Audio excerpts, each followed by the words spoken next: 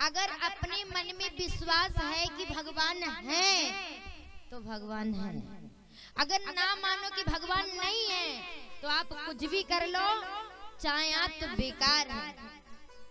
और जो ऐसा सोचते हैं कि भगवान नहीं है उनका कभी बेड़ा पार नहीं होता। कि मन में बिठा लिए कि भगवान है, विश्वास है कि भगवान है, उन्हीं को भगवान दर्शन देता। एक भक्त था चरवाहा, वो जानता ही नहीं था भगवान है क्या। जिसके अंदर निर्मलता है उसी को दर्शन भगवान देते हैं। जिसके अंदर भावना नहीं है वो भावना बेकार है।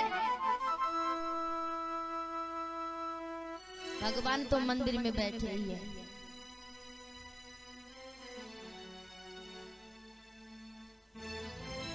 कहते ना कथा सबको अच्छी कहाँ लगती, कथा उन्हीं को अच्छी लगती जो मन भाव लगा कर बैठे कि भगवान है, वही कथा सुनते हैं। और नहीं तो मनोरंजन देखने के लिए लेने के लिए तो सब बातें अभी देखे होंगे। कहीं अगर झगड़ा वगड़ा हो जाए तो भीड़, लाखों की भीड़ हो जाएगी। और कहीं धर्म का काम होता हो ना, वहाँ इंसान को फुर्सत नहीं है, टाइम नहीं निकलता है। पड़ोस में अगर कहीं झगड़ा हो जाए तो लो लाठी दौड़ दौड़ा रही, दिन को देखो क्या हो गया क्या हो गया क्या हो गया, दौड़ दौड़ कर इकट्ठा हो जाएंगे, लाखों की भीड़ जमा हो जाएगी। जहाँ धर्म का काम होता है लोगों को फुर्सत नहीं मिलती। अरे भैया मैं ड्यूटी करके आया हूँ, अरे थक गया हूँ, सोने दो, कथा तो रोज होती। पर प्यारे हाजिरी भगवान उन्हीं को लगाते हैं जो आने के सक्षम हैं, और जो नहीं आते हैं ना उनको भगवान आउट कर देते, बाहरी से तुम जाओ, कथा के लायक नहीं। क्योंकि भगवान के लिए टाइम निकालोगे तभी टाइम निकलता है। नहीं, जिंदगी में कभी टाइम नहीं है, जब तक आप मन नहीं जाओगे तब तक टाइम है ही। अब जिस समय मन में संदेह हो गया है, मैया जी के मन में वही गलत भावना बैठ गई तो सोचने लगी। एक मैंने कहने की चरवाहा भावना देखी उसकी। एक चरवाहा जो था वो रोज अपनी गाय और भैंसों को चराने के लिए चरवाहा जाता था, पर उसके अंदर निर्मलता तो देखिए, आलस से जपिए और चाहे कैसे भी जपिए, लेकिन जपिए टाइम से जपिए। तो वो रोज गाय भैंस को चराने के लिए जाया करता था। तो एक दिन बीच में शिवलिंग वहीं पर प्रकट भगवान भोलेनाथ जी की हो गई।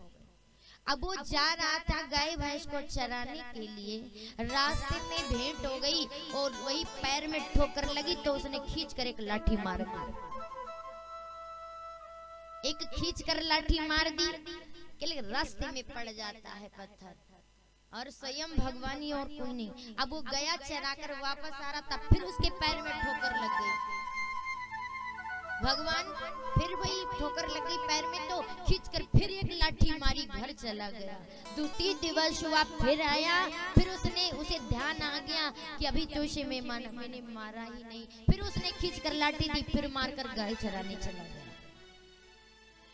लेकिन जब वापस मारकर घर गया, अब मारने के बाद में जैसे ही वो खाना खाने के लिए बैठ जाता है तो उसे अचानक से याद आ गया, आज मैंने लाठी तो मारी ही नहीं।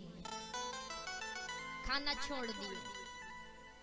छोड़ दी और लाठी मारने के लिए वहीं शिवलिंग के पास पहुंच गया, और शिवलिंग के खींच कर लाठी मारने लगे। भगवान वहीं पर प्रकट हो गए। बोली भोलेनाथ की।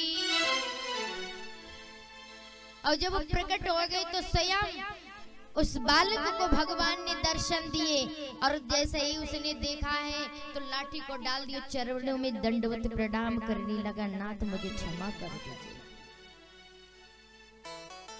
अरे मैं तो ना समझ हूँ, बुद्धि नहीं है, भगवान मुझे क्षमा कीजिएगा। कहने लगे, अरे पगली मैं तुझसे बहुत प्रसन्न हूँ। अरे पगली तू चाहता तो नियम से मुझे मारता तो सही था, आता था तो मारता था, तू मारता तो सही था, अपना टाइम से तू आता था और मुझे याद तो करता था। अरे तूने भोजन छोड़ दिया और मेरे पास में आकर मुझे मारने आया, तूने याद तो किया। अब जैसे ही भगवान से प्रणाम किए, कहते ना भाव होता है चाहे आप काम करते हो लेकिन टाइम से नाम उनका जाप करते हो, और नाम की महिमा अपार है। अब मैया ने बिल्कुल मन में कोई भाव नहीं है, और जिसके मन में भाव नहीं है, भावना नहीं है, तो वो उसका बेड़ा कैसे पार हो सकता। अब मैया जैसे ही